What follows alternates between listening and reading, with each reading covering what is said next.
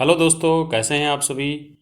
आज सीजीपीएससी मुख्य परीक्षा 2018 के एसे राइटिंग का मैं कॉपी शो कर रहा हूँ।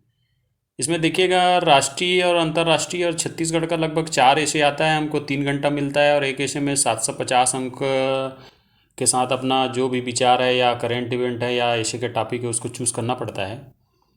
मैं अपने कॉपी को इसमें शो कर रहा हूँ। तो पहले में जो राष्ट्रीय और अंतर्राष्ट्रीय एशिया में 100 में 60 मिला है और दूसरे छत्तीसगढ़ से संबंधित भी इसमें लिखना पड़ता है।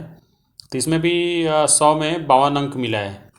तो देखते हैं कि कैसे एक नॉर्मल एशे राइटिंग होता है। आपको दिख रहा होगा 2018 की कॉपी, इसमें 4 दिया गया है टॉपिक जो है। तो इसमें आपको देखिए ऐसे लिखना है तो उसमें एक चीज़ ध्यान रखना पड़ता है, आपके पास उससे संबंधित डाटा जो भी है करंट का या फिर उससे हिस्ट्री या फिर अन्य जो है उससे होना हो, यदि है तभी आप उस संबंधित सब्जेक्ट को चूज़ करिए। अदरवाइज़ कुछ भी ऐसा लिखेंगे तो क्या एवरेज वही 20-25 नंबर ऐसे इस टाइप का मिलेगा वो। तो हम लोग देखते हैं। तो इसमें मैंने पहला जो चूज़ किया है, घटती रोजगार बढ़ती अर्थव्यवस्था, है ना भाई। बढ़ती अर्थव्यवस्था तो वही है, ई टेक्नोलॉजी का इसमें प्रभाव बताना था कि भाई अब आबादी बढ़ रहा है तो स्वाभाविक है उतनी आबादी को हर को सरकारी नौकरी या अन्य सेक्टरों में जॉब देना पॉसिबल नहीं है। तो वहीं से मैंने अपना लेखन स्टार्ट किया है। तो वहीं से मैंने अपना लेखन स्टार्ट किया है। तो यहाँ पे आप वो देख रहे हैं कि भाई बढ़ रही है आबादी और बेरोजगारी बढ़ रही है और रोजगार कम हो रहा है। तो उसका कारण क्या है, तो कारण को मैंने इसमें 8-10 पॉइंट में बताया है। तो इसी के आधार पे अपन सुझाव भी देंगे। तो चूंकि ये उसमें समय नहीं रहता, जल्दी जल्दी लिखना पड़ता है। आप फ्लो डायग्राम चार्ट में भी लिख सकते हैं, लेकिन उतना क्या कॉन्टेक्ट डेटा वगैरह नहीं रहता। और ये मेरा फर्स्ट अटेम्प्ट था 2018, तो थोड़ा सा प्रिपेयर नहीं हुआ था। तो अब इसमें आगे देखिए, अब इसमें मैंने पहले आबादी और करंट इवेंट दोनों को, भारत की आबादी जो 1951 से अब तक का है उसको मैंने इसमें मेंशन किया। और कितने कितने सेक्टर में कौन कौन सा रोजगार है ये मैंने इकोनॉमी सर्वे से लिया था। 2017-18 का जो इकोनॉमी सर्वे आया था उसमें मैंने लेटेस्ट डाटा दे दिया उसको।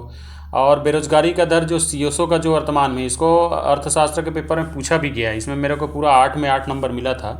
इसी इसी चीज़ को मैंने ऐसे में लिखा था, तो यही चीज़ यहाँ भी लिखा है, सेम वही चीज़ें। तो इसमें सीओसो का जो डेटा है बेरोजगारी संबंधी, एक वीडियो बनाया हूँ देखिएगा इकोनॉमी का, उसमें मेरे को 100 में 100 मार्क्स मिले हुए हैं। तो इसी चीज़ को मैंने वहाँ पे कॉपी पेस्ट किया था, मतलब जो पूछा था बेरोजगारी और क्या संबंधित योजनाएं हैं छत्तीसगढ़ के, तो 15 नंबर का क्वेश्चन लगभग आया था। तो इसमें मैंने डेटा और जो सीओसो का है, विश्व बैंक का है, सारा डेटा मैंने मेंशन किया है। उसके बाद फिर इसमें फिर उपाय बताया है। देखिए ज़रा उपाय, जैसे 10 पॉइंट में मैंने उसका समस्या बताया था क्या है, तो उपाय के भी बताया कि क्या क्या कैसा है। तो 10 पॉइंट बताने के बाद मैं लास्ट में अपना क्या इसमें इसमें सुझाव दिया हूँ, जो भी मेरा सुझाव है। तो इसमें दिख रहा होगा आपको, सुझाव दिया हूँ इसमें कि भाई क्या होना चाहिए हमको। शिक्षा की जो प्राथमिक या बुनियादी ढांचा है उसको रोज़गार परक बनाना पड़ेगा, महज डिग्री नहीं लेने की बात ना हो, ऐसा करके मैंने अपने विचार व्यक्त किया है। तो इस पार्ट में मेरे को 50 में 60 नंबर 30 नंबर मिला है। अब आगे इसी में एक और दूसरा है भारत की अंतरिक्ष कार्यक्रम। ये लेटेस्ट उस टाइम क्या है, जुलाई में पेपर हुआ था 2018 में।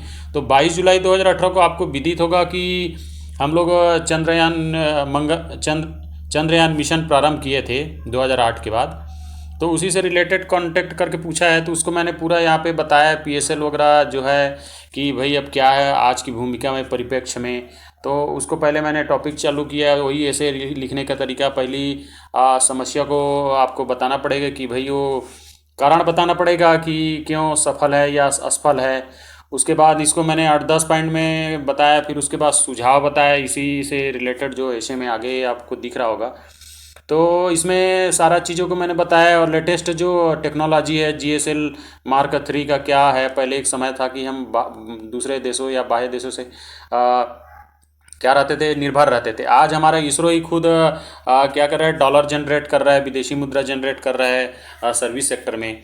और कई कम्युनिकेशन या सैनिक या सेंसिटिव मुद्दों के लिए क्या है, हम देखे होंगे पूर्व विदित जो है अमेरिका, रूस या अपनी मित्र राष्ट्रों के ऊपर निर्भर रहते थे। आज हमारी खुद की टेक्नोलॉजी हो गई और हम क्या कर रहे हैं, सार्क देश है ना भाई, बिम्स्टेक देश है। बिम्स्टेक समूह, इनके भी हम क्या लॉन्च कर रहे हैं सैटेलाइट को, वो भी सब मैंने इसमें भर के मेंशन किया है। तो मूलतः इसमें फिर लास्ट में मैंने उसका जो उपाय के बाद अगला सुझाव बताया है, तो इसमें भी सेम नंबर दिया है मेरे को, तो 50 में 30 नंबर मिला है। अब ये छत्तीसगढ़ का है, तो दूसरा इसमें ऐसे देखे होंगे आप लोग, इसमें भी 100 नंबर का रहता है और 2 टॉपिक चूज़ करना पड़ता है। तो उस समय के परिप्रेक्ष्य में ऐसे आया है छत्तीसगढ़ की औद्योगिक प्रकृति, छत्तीसगढ़ की डिजिटल क्रांति। अब नरवा गरुआ बाड़ी देखे होंगे, ध्यान से दिखिएगा। मैं इकोनॉमी में देखिए बताया था आपको, यही यही डाटा नरवा गरुआ बाड़ी के बारे में 10 नंबर का पूछा है। तो जो डेटा मैं यहाँ इकोनॉमी सर्वे का बताया हूँ इसमें, उसको पूरा राइट किया है और उसी की वजह से नंबर दिया है, और उसी को मैं दूसरे पेपर इकोनॉमी में देखे होंगे मैं लिखा हूँ, तो 10 में 1 नंबर दिया है। तो ये थोड़ा सा विषमता रहता है सीजीपीएससी के साथ, और दिक्कत है चीज़ें जो है। तो नरवा गुरुआ बारी उस टाइम लेटेस्ट था, और पिछले अभी 2019 में आप लोग देखेंगे गोधन न्याय योजना आया था, अभी 2020 में राजीव गांधी किसान न्याय योजना आया था। तो और आगे 2021 में लगभग सी मार्ट वगैरह हो गया, या आत्मानंद इंग्लिश मीडियम स्कूल, या रोजगार परक, ऐसा कुछ ऐसा चूज़ हो सकता है टॉपिक जो है। इसमें 2 टॉपिक को अपने चूज़ करना था। तो पहला वाला टॉपिक जो है औद्योगिक संस्कृति आदिवासी की वरदान या अभिशाप को मैंने लिखा है इसमें, और दूसरा नरवा गुरुआ बाड़ी का जो उद्देश्य और स्वरूप है, कैसा क्या है, उसको लिखा है। तो आपको पूर्व वीडियो जब मैं बनाया था, विदित है कि ऐसे का जो भी है उसको 10 से 15 नंबर के क्वेश्चन आता है। तो कोई भी जैसे 4 ऐसे आप लिखते हैं, या जो ऐसे का टॉपिक है, ज़रूर उसमें डीपली ऐसा स्टडी किया करिए कि उससे रिलेटेड उधर 10 या 15 नंबर का क्वेश्चन पूछता है। जैसे 4 ऐसे राष्ट्रीय अंतर्राष्ट्रीय में आया, या फिर छत्तीसगढ़ में आया, तो उसको भी कंबाइन करके, चाहे इकोनॉमी सर्वे हो, चाहे फिर 7th पेपर हो, उसमें रिपीटेड करता है। पहले पेपर में देखते हैं कि भाई छत्तीसगढ़ में औद्योगिक संस्कृति तो है, क्रांति तो बढ़ रही है, उत्पादन बढ़ रहा है, रोजगार का वो सब ढिंडोरा पीटा जा रहा है, लेकिन उसमें आदिवासियों को कितना लाभ और हानि हुआ ये पूछा है। तो पहले तो भाई अब देखिए कि आदिवासी को परिप्रेक्ष्य, थोड़ी सी ऐतिहासिक परिप्रेक्ष्य को बताना पड़ेगा कि उनकी जल जंगल जमीन संस्कृति जो है, कैसे हम लोग वो लोग डिपेंड रहते हैं, और उनकी जीवन यापन उसी से चलता है। तो और फिर आगे उनको जो संवैधानिक जो उपाय और दर्जा मिला है, उनकी जो क्या जनसंख्या है वर्तमान में, तो मैंने इकोनॉमी सर्वे से उठाया कि उनकी साक्षरता दर या प्रतिशत दर क्या है अभी, किस भौगोलिक परिस्थिति या समस्याओं से ये जी रहे हैं, और उनको कितने रोजगार मिला है वो भी मैंने बताया। और इसमें उनको संवैधानिक जो उनको उपाय है जो उसमें कॉन्स्टिट्यूशन में दिया होगा, जैसे आपको विदित है हमेशा पूछता ही है। और ये पूरा ऐसे कर इसी पेपर में देखेंगे आप लोग 10 नंबर का क्वेश्चन आया है संवैधानिक, उसको बताइए करके देखेंगे आप लोग। आदिवासी से संबंधित संवैधानिक जो शिक्षा या रोजगार का अधिकार है, तो वही आपको सब इसमें लिखना था पूरा जो है। अब इसमें ये तो वरदान हो गया, अब अभिशाप भी लिखना है कि भाई 2 परिप्रेक्ष्य बताना है। तो अभिशाप क्या है, तो वही है शोषण होता है, पर संस्कृतिकरण है, पलायनीकरण है ना भाई, और उनको जैसे हटा दिया जाता है वहाँ से। अब जैसे उदाहरण के आप ले लीजिए, पोलावरम बांध है, सुकमा के कई गांव हैं वो डूबने डुबान है। अब उनको जल जंगल जमीन या वास्तविक या मातृत्व संस्कृति से हटा के आप रिहायशी एरिया, सड़क या सही को आप विस्थापित कर देंगे तो दिक्कत होती है। जैसे मैं आपको उदाहरण दूं कि आप भाई बचपन से जिस संस्कृति, भाषा, बोली या क्षेत्र में पले बढ़े हैं, यदि आपको एकदम एकाएक अननोन जगह जहाँ पे भाषा, बोली, देश, संस्कृति, लोग सब अननोन हो, या तो उसमें फिर आपका क्या रहेगा जीवन यापन, थोड़ी फाइटिंग, स्ट्रगल, संघर्ष प्रारंभ हो जाएगा कहीं ना कहीं, है ना भाई। अब मजबूर हो जाएंगे कि पर संस्कृतिकरण देखे होंगे, दूसरे धर्म को अपना लेते हैं लोग, मजबूर होके क्या करें, क्योंकि उनका तो अस्तित्व खत्म हो गया ना। आपने सिंचाई, रोड, पुल, सड़क के नाम से उनकी क्या है, उनको विस्थापित कर दिया। अचानक मार में देखे होंगे जंगल फॉरेस्ट है, और खुड़िया जैसे देखे होंगे मुंगेली जिले में खुड़िया है, उसकी जो विस्थापन के लिए कितने बैगाव को शहर की ओर विस्थापित किया, आज उन लोग पलट के देखा नहीं जा रहा है। तो ये सारा चीज़ें मैंने, जो चीज़ आपको मैं बता रहा हूँ पूरा इसमें मैंने डिटेल लिखा है अपने शब्दों में कि क्या अभिशाप है। अब उपाय मैंने बताया, इसमें उपाय बताया कि भाई क्या होना चाहिए, उनको मुख्य धारा में लाना चाहिए। और इस साल 2020 में भर भर के पूछा है पंचशील समझौता, है ना, जो नेहरू साहब को किए थे यहाँ आके, उसको भी मैंने मेंशन किया है कि योजनाएं हैं, क्या करना चाहिए, उनके लिए विभाग क्या कर रहा है, और कितना और बेहतर करना चाहिए क्या, ताकि इनकी जो जीवन है या आत्मजीवन या आर्थिक स्थिति सुधर पाए।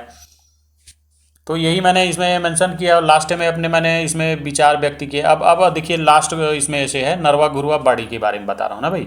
तो इसमें मैंने सीधा सीधा उसको जो बजट में जो माननीय मुख्यमंत्री जी 19-20 का जो बजट पेश किए थे ना, तो उसमें कोदूराम दलित का एक है बहुजन हिताय बहुजन सुखाय का देखे होंगे आप लोग, है ना। तो उसमें मैंने वही कोड किया, रुआ बाड़ी छत्तीसगढ़ के चार चिन्हारी एला बचाना है संगवारी।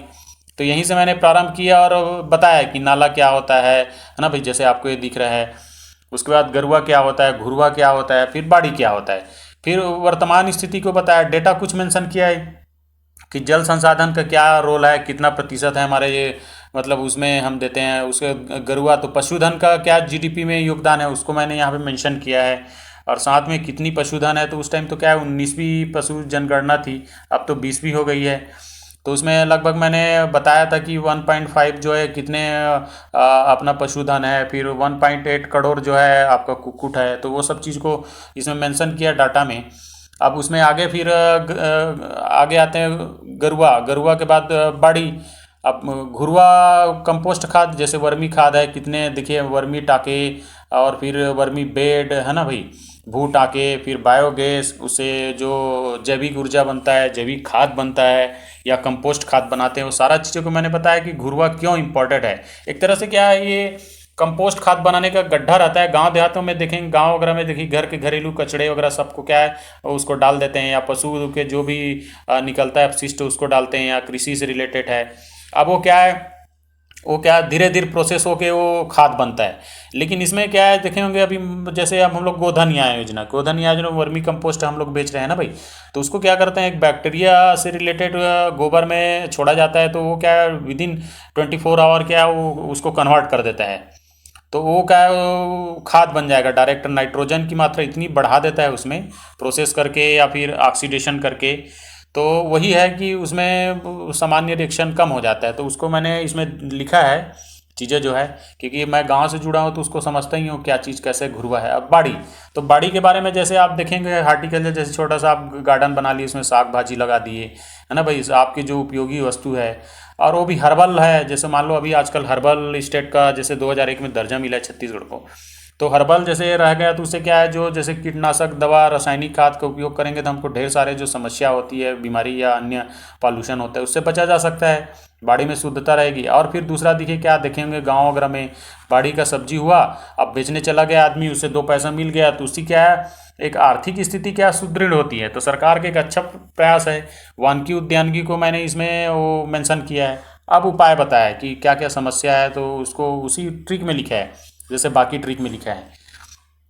तो ये इसमें मैंने सारा चीज़ों को बताया कि गोठान का भी मैंने बताया कि भाई गोठान में पशुधन कैसे रखते हैं, है ना भाई। 23 एकड़ जैसे रकबा क्षेत्र है और 300 पशु जाए, मवेशी हो या फिर घुमंतु हो उनको, या फिर 23.46-47 लाख जैसे लास्ट टाइम में बजट में निकला था। और स्वयं सहायता समूह जो उनको मेंटेनेंस करेगा उसको 10,000 रुपये प्रति माह, और उससे आय जैसे गोबर गैस है ना भाई, वर्मी कंपोस्ट है, गोधन न्याय योजना द्वारा इकट्ठा कर ही रहे हैं। पशु से दुग्ध मिलता है, अन्य जो घी वगैरह है, दूध दही है ना। और अन्य जो उनसे जो उपलब्ध है या उनकी जो आर्थिक स्रोत है वो सुदृढ़ होता है। ग्रामीण आर्थिक व्यवस्था को सुदृढ़ करने या सुनिश्चित करने का एक अच्छा उपाय है करके मैंने इसमें लास्ट लिखा है। फिर भी जांचने वाले ने क्या है अपने हिसाब से इसमें नंबर दिया है। तो ये यहाँ तक के मैंने लिखा है सब चीज़ों को। तो देख रहे होंगे आपको गोधन न्याय योजना सुझाव इसमें पूरा बताया है। तो ये छोटा सा मेरा एक अपना अनुभव था। ये पहली बार मेरा ऐसे रिटर्न था या फर्स्ट मेंस था। तो इसमें लगभग छत्तीसगढ़ से रिलेटेड में 100 में 52 नंबर दिया है। और वहीं पे जैसे इंडियन वगैरह मैंने इंटरनेशनल जो भी करंट इवेंट है उसको रखा है, तो 100 में लगभग 60 नंबर दिया। चूँकि फर्स्ट था मेरे पास ऐसे राइटिंग का वो एक अनुभव नहीं था, तो पॉइंट फ्लो चार्ट में नहीं डाल पाया। अब 2019-20 में इस चीज़ को मैंने अपनाया है। तो कैसा लगा वीडियो बताइएगा। तब तक के लिए थैंक यू।